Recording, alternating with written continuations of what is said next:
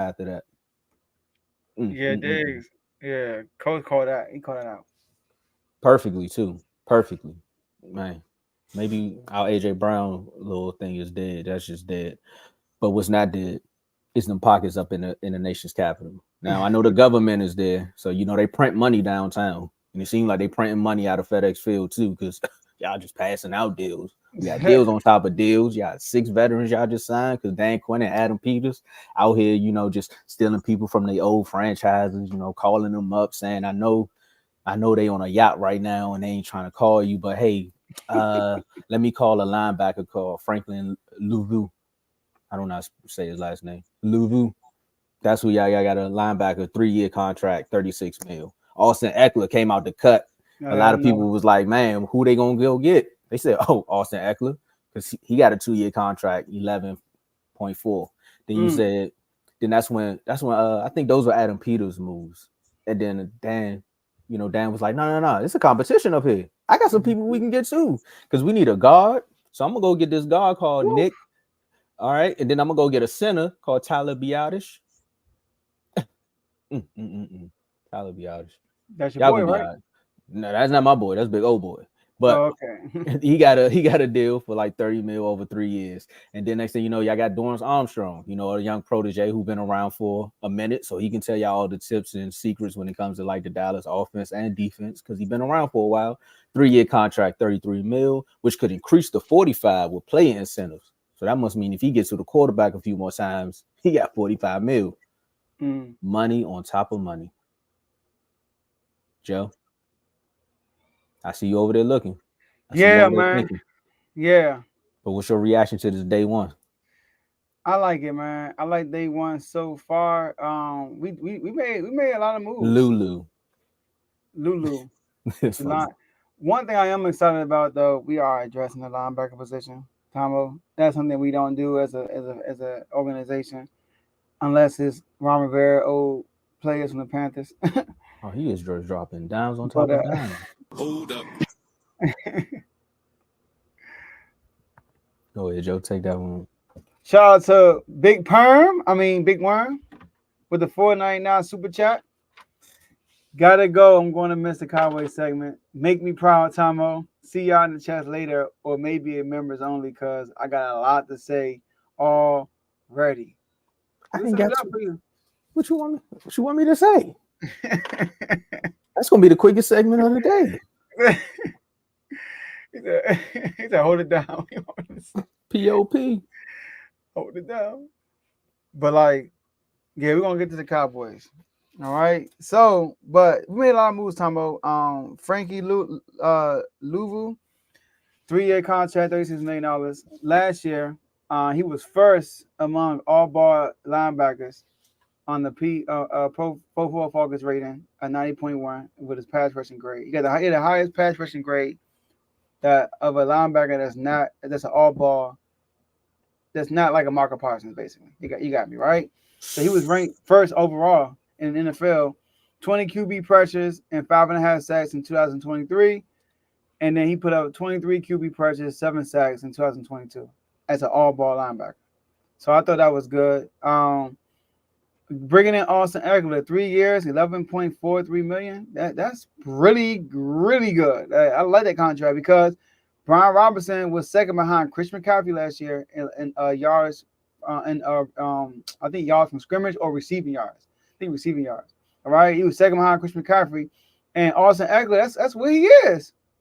He only played 14 games last year, and he had over 1,000 yards and 1,000 yards last year, all-purpose yards. So I think that would be a good 1-2 punch. We're not asking Austin Eckler uh, to be a workload like they want him to be in the Chargers. They use him that much, but having him next to Bijan, not Kellen. yeah, Kellen.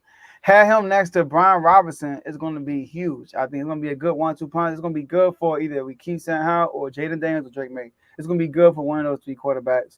It's like a mercy net. Like, here you go, and go do something with it. All right, because like I said, Brian Robinson showed last year that he can do that. He can catch the ball from the backfield. Dorrance Armstrong. Now,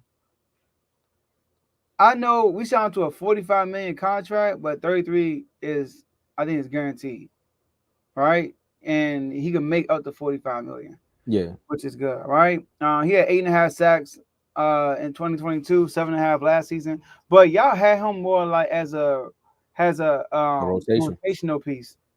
You know, he never been like a every down type linebacker. So this will be his opportunity to possibly do that. I'm not sure that's how we're going to use him, but we're paying him. It looks like we're going to use him like that probably. Or he probably be a rotational piece. We just got to see how the draft going to go. But I like the move. You know, he's a familiar person with Dan Quinn. We didn't pay a bunch of dollars for him, you know. So I like the move. All right. And I definitely want to hear what you guys say about these guys too. All right. How you pronounce your name? Tyler what? Tyler Biotish. Biotis, right? You know, I saw some numbers of him that you posted. You know, allowed pressures on 4.8% of pass blocks last season, which is fourth lowest among centers. Whew, Commander centers allowed a 7.5 pressure rate in 2023, which is sixth highest in the NFL. Shout out to Nick Gates. All right, so undersized center. So that's huge.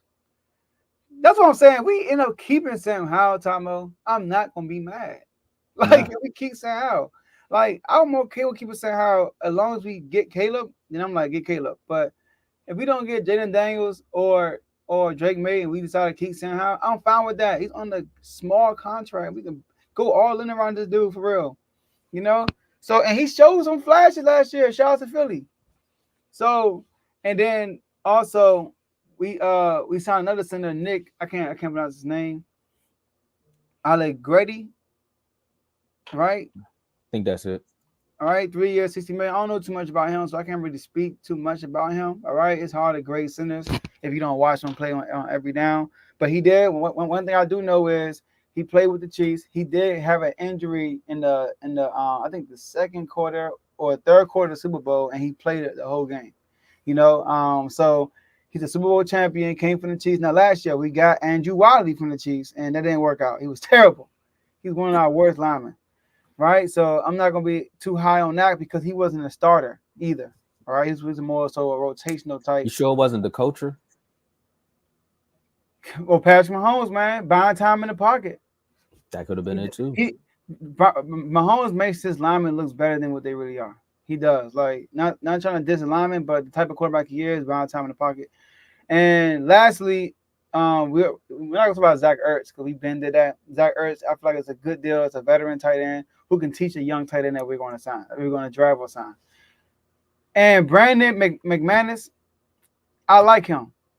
Every year in fantasy time, I either get Cole from the Falcons or I get him.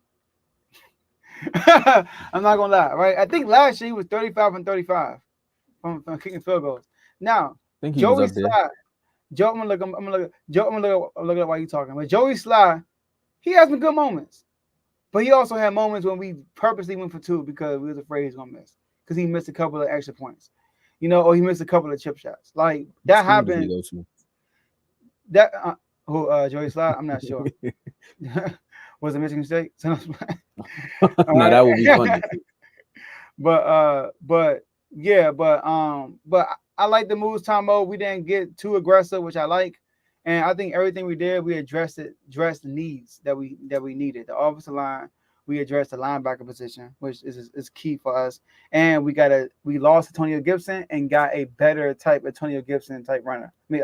Running back. Yeah. So I like the moves. I like the moves. I like the strategy that you all chose this go round with the new regime. It's more of a it was an actual strategy. It's like we're not gonna go crazy on the first day. We Mm-hmm. actually gonna go sit back and we gonna kind of address our needs early, but also sit back and see who falls through the cracks, like Austin Eckler. Like that was a late pickup. I mean, they kind of probably had their mindset on the center and the guard, but they was like Tyler Biotis. We gonna see if he actually is loyal to Dallas or not, and he gonna go back, or if he gonna come here. And that's just what happened last year. I'm not gonna say Tyler Biotis is a bad center because technically the numbers prove that he's not a bad center. He's like you said, he's undersized at times. I think there was also moments where I think he was dealing with an injury last year, so there was a couple games where you would try to run up the middle of the pocket, and it was just like no, not Mm-hmm. at all, because it was a blown block by him. But again, I lean into some of that to injury. So you guys did get a good center as far as just him just being there and being in that environment where it's like I got this all pro quarterback behind me. You know, I got Hall of Famer to the right of me with Zach Martin, and then I got a future possibly Hall of Famer with Tyler Smith, and then I'm on the same offensive room with Tyron Smith. So the unity, the ambiance was there for him to get better.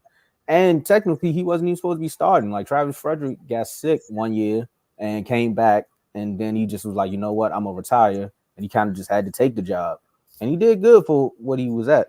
Dorrance Armstrong, energy player, one of those players where I like the move that y'all got with the Farrell kid with the other pass Mm-hmm. rusher. So again, the rotation. There's also other pass rushers out there that's probably still pending. So you add him with those pieces with the defensive tackles that y'all got, Mm-hmm. like you good money. So Yeah. I like the strategy that the Commanders are playing with, and shout out to Adam Peters for knowing how to build a team. Because right now it's not looking like the old Commanders where y'all go out and just spend big money on big name free agents. You're actually plug and playing the right pieces. So yeah, I like it. So last year he was 30 out of 37 last year of field goals, but 50 plus field goals. He was last year. He was 5 from 10, I think. Hmm. Yeah, so I think he's an upgrade. He's a more consistent kicker. Like I said, every year I get either him or Cole.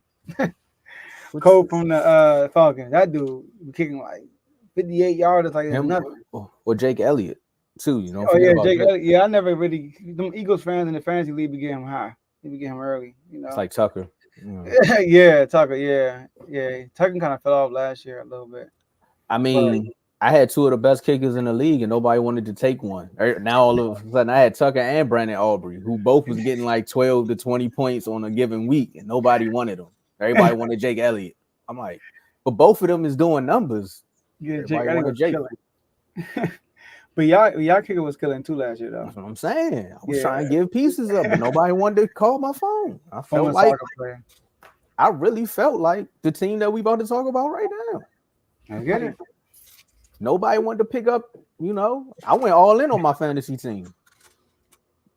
Balling on a budget. That's what this team is now because we like our guys. Day one goes by. Let's rewind just a little bit. Let's rewind. Cowboys lose to the Packers. Ugly fashion. We all remember that game. You know, a couple interceptions here, a couple pick sixes, and then boom, Jerry comes in the locker room. He looked like he about to cry.